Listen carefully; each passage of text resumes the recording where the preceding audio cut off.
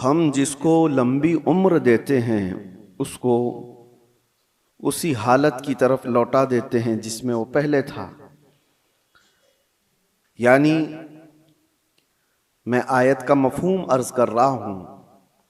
इंसान की शुरुआत जो होती है बचपने से, बच्चा है। बच्चा जिस कैफियत में बड़ा होता है, जवान होने के बाद एक पूरा इंसान नजर आता है। बच्चे को पूरा इंसान नहीं कहा जाता, उसकी अक्ल भी कम है, उसकी समझ कम है, उसके चलने फिरने में कमजोरी है, खाने पीने में मुकम्मल नहीं है। लेकिन जब बूढ़ा होता है तो उसको वापस बचपने की तरह बना दिया जाता है। इंसान की जिंदगी जहां से शुरू हुई उसी तरफ वापस आ जाती है। अब इस आयत की तफसीर में उलमा इज़ाम, मुफस्सिरीन इज़ाम ने फरमाया है कि एक हालत से दूसरी हालत की तरफ फेर दिया जाना, इसको नुनक्किसहु फिल खल्क़ कहा जाता है। सूरह यासीन की जो आयत मैंने आपके सामने पढ़ी, हमारी जिंदगी जैसे शुरू हुई, बचपने में दांत नहीं थे, सिर्फ दूध पी सकते थे और कोई हार्ड ग़िज़ा नहीं खा पाते हैं। बचपने में हाजमा इतना मजबूत नहीं था कि गोश्त मछली सब खा लें, वो नरम ग़िज़ा खाता। बचपने में वो खुद से चल नहीं पाता था, किसी के सहारे की ज़रूरत होती थी। बचपने में बोलने में ततलाहट आती, साफ साफ अल्फाज नहीं बोल पाता। छोटा बच्चा एक सवाल को बार बार करने लगता है, उसी चीज को बार बार पूछता है। छोटा बच्चा कभी कभार खुद से पेशाब पखाना कर लेता है, उसे एहसास नहीं हो पाता बिस्तर में। उसकी सफाई के लिए उसके साथ किसी की जरूरत होती है।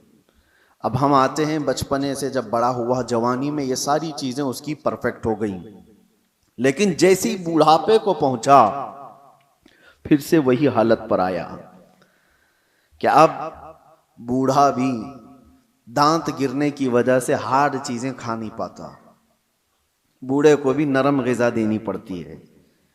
बूढ़े का भी हाजमा मजबूत नहीं होता कि हर चीज वो हजम कर ले जाए। बूढ़े के अंदर भी अब किसी के सहारे की जरूरत आ गई। इतनी कमजोरी आ गई कि खुद से खड़ा होकर के चल नहीं सकता, किसी के सहारे की जरूरत है। बूढ़े के अंदर भी भूलने की आदत आ गई। बूढ़े के अंदर भी एक चीज को बार बार पूछने की आदत आ गई जो बच्चे के साथ थी। बूढ़े के अंदर फिर वो मकाम भी आ गया कुछ बूढ़ों को कि पेशाब पाखाना निकलने लगा और उनको पता भी नहीं चल पा रहा है। कंट्रोल खत्म होने लग गया जिस्म का। बिस्तर पर उनके पेशाब पखाने भी हो गए। बहुत सारे बूढ़ों के साथ ये मामला होता गया। तो कहा गया इंसान जहां से शुरू हुआ था पलट करके वहीं आया है, उन्हीं हालात की तरफ उसे लाया गया है और फिर उसका खात्मा हो जाएगा। मैं ये बात इसलिए अर्ज कर रहा हूं कि गालिबन ऐसा लगता है कि दुनिया भी जिस अंदाज से शुरू हुई थी पलट करके उसी अंदाज पर आ जाएगी। आज के हालात हमें ये बता रहे हैं। अगर आज के ज़माने में किसी से कहा जाए कि दुनिया वापस अपने पहले मदार पर आ जाएगी, पहले कैफियत पर आ जाएगी, तो लोग हंसेंगे। दुनिया की पहली वाली कैफियत ये है, ज़मीन में बीज बो, फसल आए तो अनाज निकालो, चक्की में आटा पीसो और रोटी बनाओ और खाओ। ना कोई मशीन का तस्वुर। पत्थरों को टकरा करके आग जलाओ और दिए रोशन करो और घर को उसी से उजाला करो, यही पहली की कैफियत थी। कपड़े अपने हाथ से सिलो, बाकी कोई चीज नहीं थी। घोड़सवारी करो, कोई सवारी नहीं थी। न कार, न गाड़ी, न प्लेन, न ट्रेन, कोई चीज नहीं थी। जानवरों पर सवारी किए जाते थे। दुनिया की ये पहली कैफियत है। आज मैं अगर कहूं कि दुनिया की उसी पहली कैफियत पर वापस आना पड़ेगा तो लोग हंसेंगे। ऐसा कैसा पॉसिबल है? मुमकिन नहीं है। लेकिन मेरे अजीजों, आज मैं एक बहुत अहम बात आपके सामने रखने जा रहा हूं। हो सकता है दुनिया उसी पहली वाली कैफियत पर वापस आ जाएगी। उसी कैफियत पर जहां से शुरू हुई थी। आज के हालात देखकर यह लगता है पेट्रोट मिसाइल और न्यूक्लियर वेपन्स के जरिए से पूरी दुनिया ऐसी तबाह हो रही है। ये तो अभी हथियारों का इस्तेमाल पूरा नहीं हुआ। जो हथियार ये सुपर पावर कंट्रीज बना करके बैठे हुए हैं, इनका अभी इस्तेमाल नहीं हुआ है। 1945 में जो न्यूक्लियर का इस्तेमाल हुआ था, उसका असर आज तक होता है जापान में, नागासाकी और हिरोशिमा में। आज से तकरीबन 70 साल पहले इस्तेमाल की हुई चीजों का आज भी असर है। नस्लें वहां की लंगड़ी लूली हैं, जमीन बंजर है कि कभी सब्जा नहीं उगेगा। और उस जमाने में बनाया हुआ वो न्यूक्लियर वेपन था। 70 साल के बाद तो टेक्नोलॉजी बहुत आगे बढ़ चुकी है। आज के इनके पास जो न्यूक्लियर वेपन है, जो दानिश्वर बताते हैं कि एक कंट्री ही जिसके पास न्यूक्लियर, अमेरिका हो या रशिया हो, वो 9 बार दुनिया को तबाह कर सकते हैं। पूरी दुनिया की बात कर रहा हूं। इतने हथियार वो जमा करके रखे हुए हैं। उनका तो अभी इस्तेमाल नहीं है, बड़े बड़े मिसाइल का अभी इस्तेमाल नहीं। लेकिन मैं आपको जो बात छेड़ा कि क्या दुनिया वापस अपने पहली कैफियत पर आएगी, मैं आपको बहुत कोई पेशन गोई करने वाला, प्रेडिक्शन करने वाला, उस अंदाज में भविष्यवाणी करने वाला उस अंदाज से नहीं बता रहा हूं। कराइन और कयास, आज एक ही एनर्जी पर आपकी रोक लगा दी जाए तो दुनिया में हमारी जिंदगी ठप पड़ सकती है। आपको पता है तेल और गैस के मामलात में आज दुनिया जूझ रही है। सिर्फ ये इंडियंस का मसला नहीं है, तकरीबन दुनिया का। और आपको अंदाजा होना चाहिए ये जो जंग चल रही है अमेरिका, ईरान, इजराइल के बीच में, सबको खबर है। तकरीबन आज इंटरनेट से सब लगे हुए हैं और खबरें लेते रहते हैं। ईरान के पास एक हुर्मुज स्ट्रेट है जिससे सारे शिप्स गुजरते हैं। दुनिया वहां से अपने तेल और गैस और फर्टिलाइजर की खपत करती है, लेती है, देती है। लेकिन हैरत की बात यह है, पूरी दुनिया वहां से जो ट्रेड करती है वो सिर्फ 25% है, 75% नहीं, 25% वहां से तेल दुनिया का आता है। मुझे हैरत इस बात की होती है कि ईरान ने सिर्फ 25% पर रोक लगाई तो अभी दुनिया इसकी हालत ये है। सिर्फ अभी 20-25% को रोका गया है, सप्लाई चेन रुक गई है, तो अभी से लोग पैनिक होना शुरू हो चुके हैं। ये तो अभी आपको अंदाजा नहीं, चंद दिनों के बाद जो हालात आने वाले हैं, अल्लाह ही खैर करे।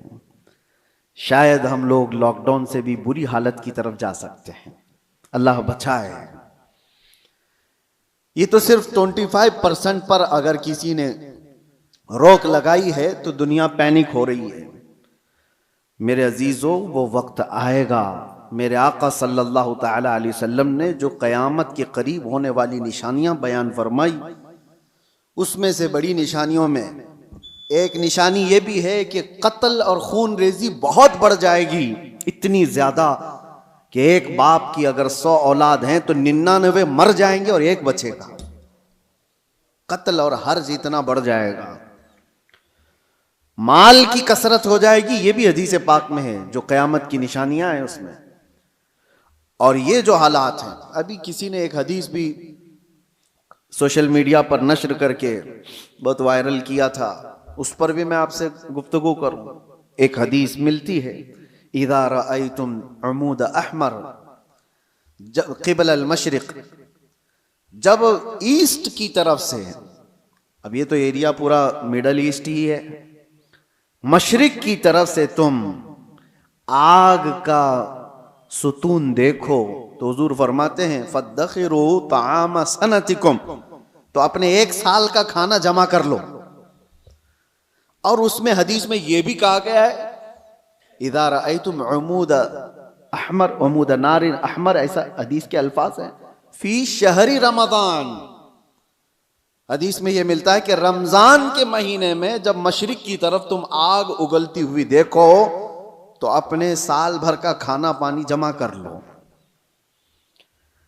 अब एक तरह से इस हदीस पर जो कलाम है वो भी मैं अर्ज कर दूं।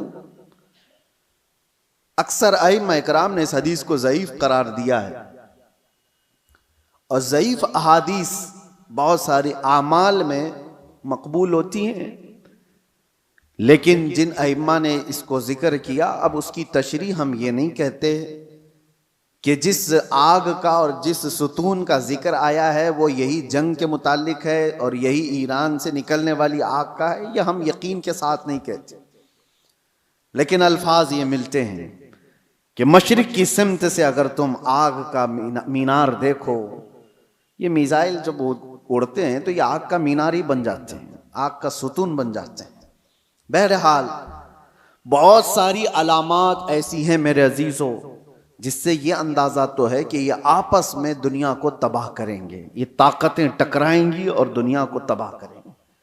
आम लोगों की मौत कसरत से होगी, बड़े लोग अपनी अपनी सिक्योरिटी और अपनी हिफाजत का इंतजाम करके बैठे होंगे, आम इंसानों को मरने के लिए छोड़ दिया जाएगा। जंगों में सबकी तबाही है, कहने को तो अमेरिका कल ऐलान कर देगा कि हम जीत गए, जीत किस बात की है?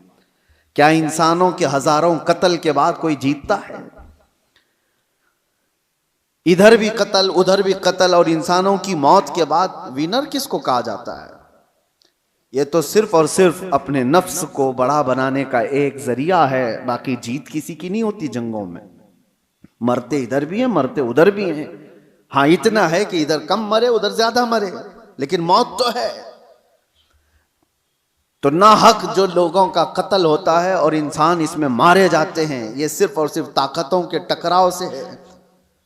मैं आपसे एक बात अर्ज कर रहा हूं, अंदाजा करो कि अगर दुनिया ने तुम्हारे सप्लाई चेन की नस को थोड़ी देर के लिए रोक लिया तो तुम क्या करोगे? एक वक्त वो आएगा जब मुखबिर सादिक सल्लल्लाहु तआला अलैहि वसल्लम ने फरमाया, कहत इतना ज्यादा हो जाएगा कि लोग एक दूसरे का गोश्त खाने की कोशिश करेंगे। कहत साली ऐसी आ जाएगी, सारी कहत साली। किसको कहते हैं कहत? एक हदीस में तो मिलता है कि दज्जाल के आने से 3 साल पहले पहला साल ऐसा होगा कि जमीन 1/3 हिस्सा सब्जा उगाना रोक देगी और आसमान 1/3 हिस्सा बारिश बरसाना छोड़ देगा। और दूसरा साल ऐसा आएगा कि जमीन आधा हिस्सा सब्जा उगाना छोड़ चुकी होगी और आधा हिस्सा आसमान बारिश बरसाना रोक देगा। और तीसरा साल ऐसा आएगा कि जमीन पूरा हिस्सा सब्जा उगाना छोड़ चुकी होगी और आसमान पूरा ही बंद हो चुका होगा, कोई बूंद कतरा नहीं गिरेगा बारिश का। और उस वक्त लोग कहत में ऐसे मुब्तला होंगे कि उनके पास खाने पीने की कोई चीज नहीं रह जाएगी। ये तो दज्जाल के ज़ुहूर से पहले की अलामत बताई गई है, लेकिन कुछ रिवायात में आपके सामने ये भी रखता हूं। जिन चीजों के हम हैबिटेट हैं, आदी हैं, उन चीजों के इस्तेमाल पर अगर रोक लगी तो हमारी जिंदगी अथल पथल हो जाएगी। आपको सिर्फ ऐसा लगता है कि गैस और तेल के रुकने से क्या होगा, किसी एनर्जी इंफ्रास्ट्रक्चर पर हमला होने से क्या होगा? मेरे अजीजों, आज जिस सिचुएशन में हम हैं, हमारी जिंदगियां पूरी उलट पलट हो जाएंगी। हम वो लोग नहीं हैं जो चक्की पीस कर खाने वाले थे, आज मशीनों के दौर में जीने वाले लोग हैं। तुम्हारे पास एक चम्मच मसाला भी बगैर मशीन के पिसा हुआ नहीं होता। हर चीज के लिए तुम्हें एनर्जी की जरूरत है, हर चीज के लिए तुम्हें करंट और तेल और गैस की जरूरत है। ऐसी आदत हमें आज लगी हुई है, हमारा कोई खाना बगैर मशीनों से गुजरा हुआ नहीं आता, कोई खाना। हाँ, सिर्फ और सिर्फ कुदरती फल फ्रूट खा लिए तो अलग बात है, बाकी सारे जो खाने के जो हमारे आदात हैं ये बगैर एनर्जी प्रोसेस से नहीं आते हमारे पास।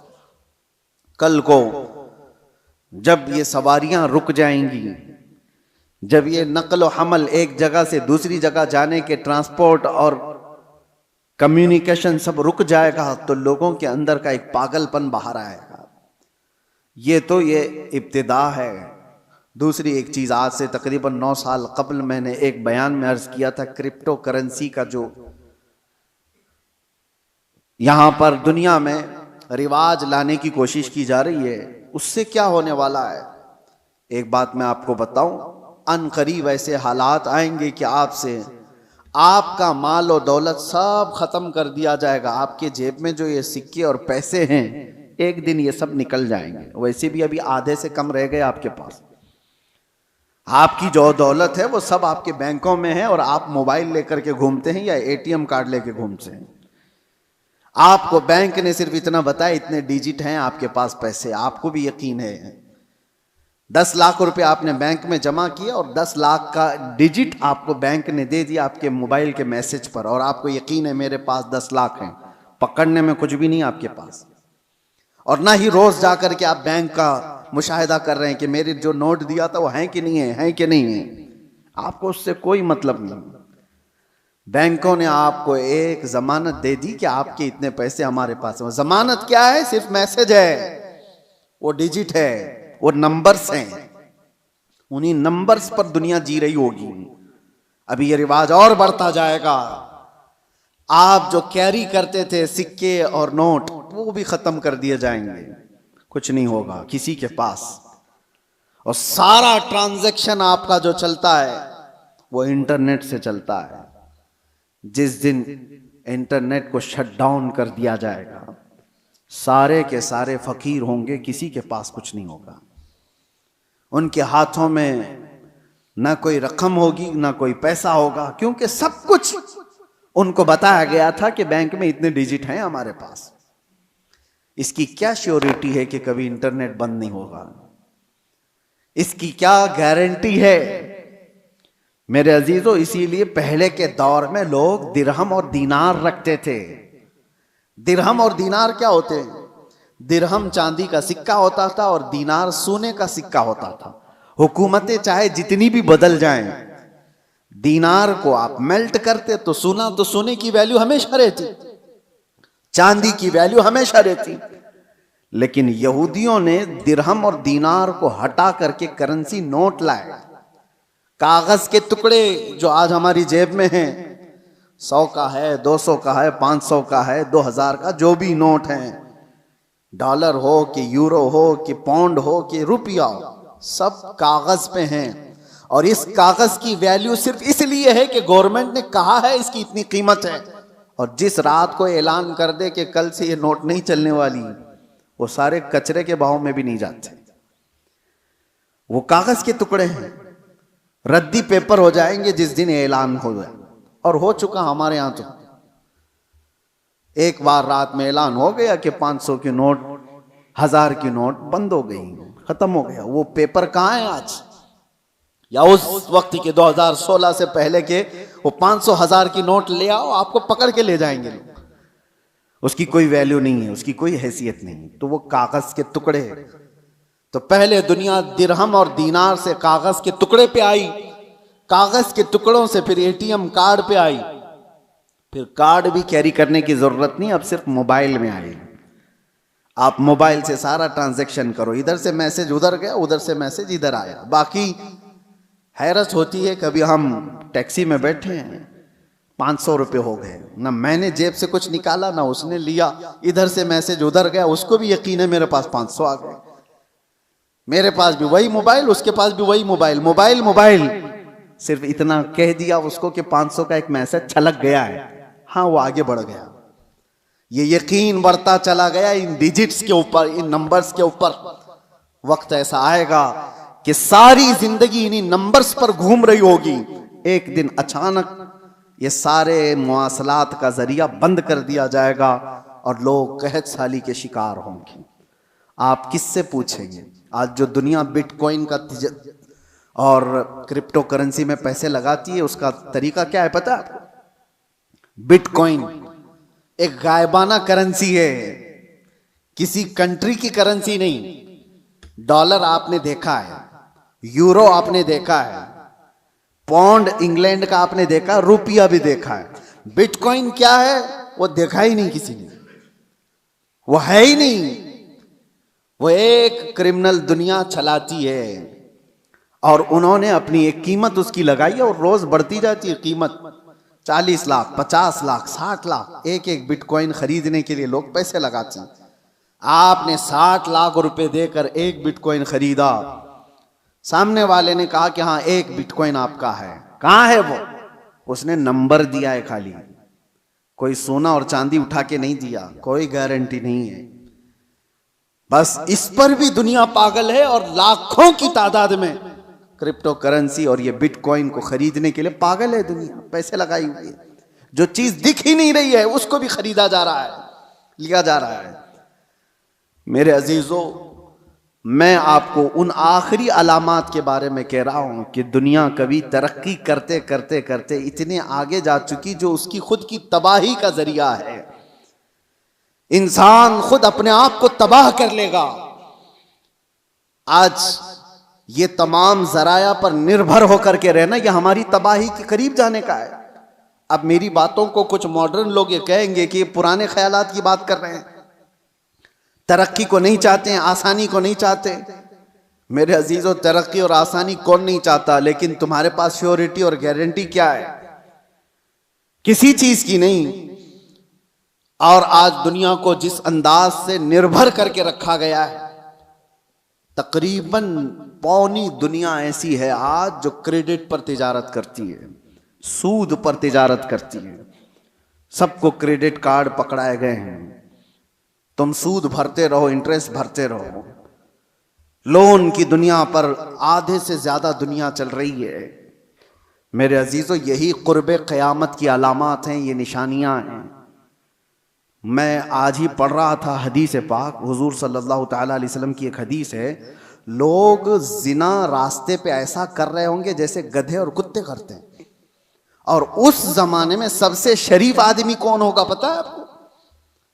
जिना कर रहे होंगे लोग नंगे होकर के, उनमें सबसे शरीफ आदमी वो होगा जो ये कहेगा कि भाई थोड़ा दीवार के पीछे चले जाओ।